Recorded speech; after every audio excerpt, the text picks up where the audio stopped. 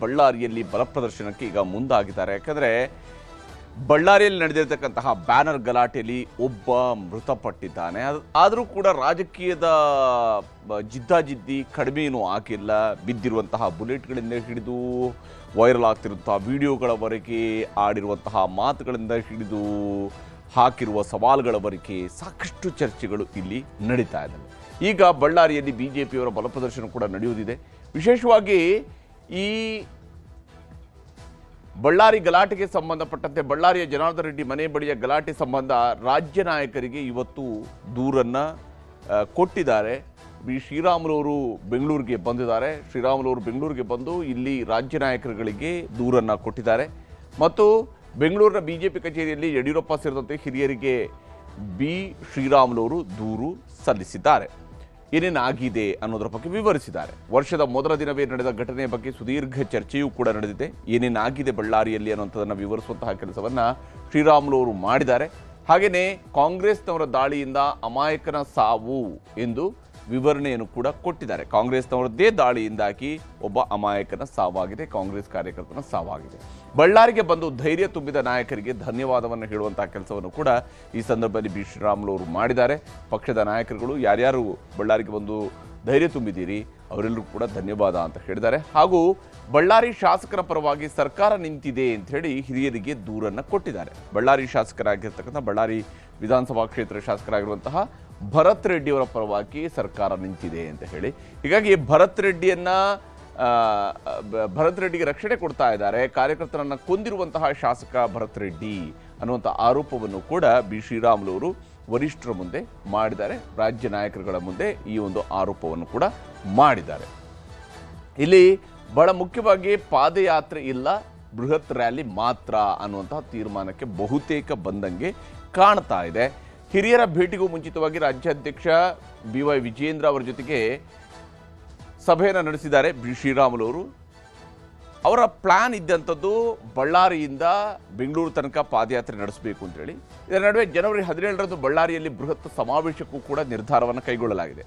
ಸಮಾವೇಶದ ನಂತರ ಪಾದಯಾತ್ರೆಯೂ ಕೂಡ ಶುರುವಾಗಬೇಕು ಅನ್ನುವಂತಹ ಯೋಚನೆಯೂ ಕೂಡ ರೆಡ್ಡಿ ಸಹೋದರರಲ್ಲಿ ಇದ್ದೇ ಇದೆ. ಆದರೆ ಪಾದಯಾತ್ರೆ ಮಾಡೋದಕ್ಕೆ ರೆಡ್ಡಿ ಬ್ರದರ್ಸ್ಗೆ ಅನುಮತಿಯನ್ನು ಬಿ ವೈ ವಿಜೇಂದ್ರ ಅವರು ಕೊಟ್ಟಿಲ್ಲ. ಈ ಹಂತದಲ್ಲಿ ಪಾದಯಾತ್ರೆಯನ್ನು ಮಾಡಬೇಕಾ ಅಂತೇಳಿ ಮತ್ತು ಯಾವ ವಿಷಯವನ್ನು ಮುಂದಿಟ್ಟುಕೊಂಡು ಪಾದಯಾತ್ರೆಯನ್ನು ನಡೆಸುವಂಥದ್ದು ಅನ್ನೋದು ಕೂಡ ಮುಖ್ಯ ಆಗುತ್ತೆ. ಇಲ್ಲೀಗ ಕೊಲೆಯಾಗಿರುವಂಥ ಕಾರ್ಯಕರ್ತ ಕೂಡ ಕಾಂಗ್ರೆಸ್ನ ಕಾರ್ಯಕರ್ತ. ಗಲಾಟೆ ಆಗಿದೆ, ಬ್ಯಾನರ್ಗೆ ಸಂಬಂಧಪಟ್ಟಂತೆ ಗಲಾಟೆ ಆಗಿದೆ. ಈಗ ಇದೇ ವಿಚಾರವನ್ನು ಇಟ್ಟುಕೊಂಡು ಬೆಂಗಳೂರಿನವರೆಗೆ ಪಾದಯಾತ್ರೆ ನಡೆಸಿ ಶಾಸಕ ಭರತ್ ರೆಡ್ಡಿ ಅವ್ರನ್ನ ಅರೆಸ್ಟ್ ಮಾಡಬೇಕು ಅನ್ನೋಂಥ ಕಾರಣಕ್ಕಾಗಿ ಮಾಡಬೇಕಾ ಅನ್ನೋಂಥ ವಿಚಾರಗಳು ಕೂಡ ಸಹಜವಾಗಿಯೇ ಚರ್ಚೆಯಲ್ಲಿದ್ದಾವೆ.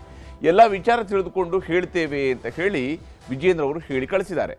ಅಂದರೆ ಪಾದಯಾತ್ರೆಯ ಸಾಧ್ಯತೆಗಳ ಬಗ್ಗೆ ನಾವು ಎಲ್ಲ ವಿಚಾರಗಳನ್ನು ತಿಳ್ಕೊಂಡು ನಿರ್ಧಾರವನ್ನು ಪ್ರಕಟಿಸ್ತೀವಿ, ಅಲ್ಲಿವರೆಗೆ ನೀವು ಸುಮ್ಮನಿರಿ, ಪಾದಯಾತ್ರೆಗೆ ಬೇಡ, ಈಗ ಸಿದ್ಧತೆ ಸಮಾವೇಶದ ಬಗ್ಗೆ ಇರಲಿ ಅಂತೇಳಿ.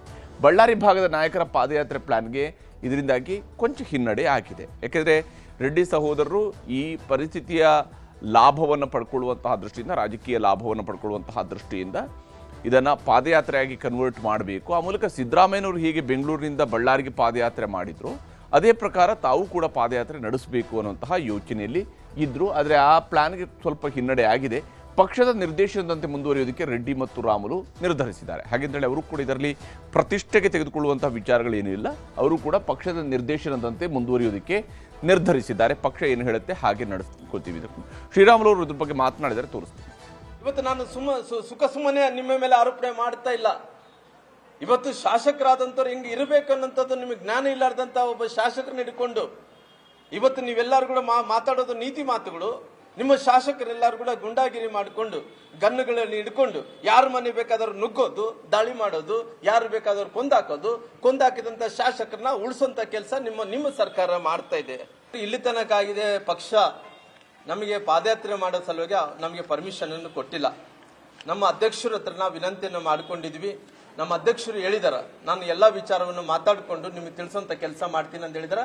ನಮ್ಮ ಪಾರ್ಟಿ ಇವತ್ತು 17ನೇ ತಾರೀಕಿಗೆ ಸಮಾವೇಶ ಮಾಡಕ್ಕೆ ಅವಕಾಶವನ್ನು ಮಾಡಿಕೊಟ್ಟಿದೆ. ಇಲ್ಲಿ ತನಕ ಇನ್ನು ಏನು ಅಪ್ಡೇಟ್ ಆಗಿಲ್ಲ. ಅಪ್ಡೇಟ್ ಆದ್ರೆ ತಮ್ಗೆ ತಿಳಿಸೋಂಥ ಕೆಲಸ ಮಾಡ್ತೇನೆ. ಹೀಗೆ ಸಮಾವೇಶವನ್ನು ಮಾಡಬೇಕು ಅನ್ನೋಂಥ ತೀರ್ಮಾನಕ್ಕೆ ಬಂದಿದ್ದಾರೆ. ಸಹಜವಾಗಿ ರಾಜಕೀಯವಾಗಿರುವಂತಹ ಜಿದ್ದಾಜಿದ್ದಿಯಲ್ಲಿ ಈ ರೀತಿಯಂಥ ಸಮಾವೇಶಗಳನ್ನು ಮಾಡುವಂಥದ್ದು. ಯಾಕಂದರೆ ಇಲ್ಲಿ ಬಳ್ಳಾರಿಯಲ್ಲಿ ನಡೆದಿರ್ತಕ್ಕಂತಹ ಬ್ಯಾನರ್ ಗಲಾಟೆಗೆ ಎರಡು ರೀತಿಯಾದಂಥ ವರ್ಷನ್ ಇದ್ದೇ ಇದೆ. ಒಂದು ಬೇಕಂತಲೇ ಇವರ ಮನೆ ಮುಂದೆ ಬಂದು ಗಲಾಟೆ ಎಬ್ಬಿಸಿದ್ರು ಅಂತೇಳಿ, ಇನ್ನೊಂದು ಬ್ಯಾನರನ್ನು ಹಾಕಕ್ಕೆ ಬಂದ್ವಿ, ಅದನ್ನು ಬಲವಂತವಾಗಿ ಇವರು ತೆರವುಗೊಳಿಸೋದ್ರಿಂದ ಗಲಾಟೆ ಆಯಿತು ಅನ್ನೋದು. ಈ ರೀತಿಯಂತ 2 ವರ್ಷನ್, ಕಾಂಗ್ರೆಸ್ ಅವ್ರಿಗೆ ಒಂದು ವರ್ಷನ್, BJP ಅವ್ರದ್ದು ಒಂದು ವರ್ಷನ್ ಇದ್ದೇ ಇದೆ. ಆದರೆ ಇವರು ಯಾವುದೇ ರೀತಿಯಾದಂತಹ ಅಭಿಪ್ರಾಯಗಳನ್ನ ಹೇಳಿದರೂ ಕೂಡ ಒಬ್ಬ ವ್ಯಕ್ತಿ ಇಲ್ಲಿ ಸಾವಿಗೀಡಾಗಿದ್ದಾನೆ. ಇದಾದ ನಂತರವೂ ಕೂಡ ರಾಜಕೀಯ ಜಿದ್ದಾಜಿದ್ದಿ ಮುಂದುವರಿತಾ ಇದೆ. ಇದು ಎಲ್ಲಿವರೆಗೆ ಹೋಗುತ್ತೆ ಅನ್ನುವಂಥದ್ದೇ ಭಾಳ ಮುಖ್ಯವಾಗಿರುವಂತಹ ಪ್ರಶ್ನೆ.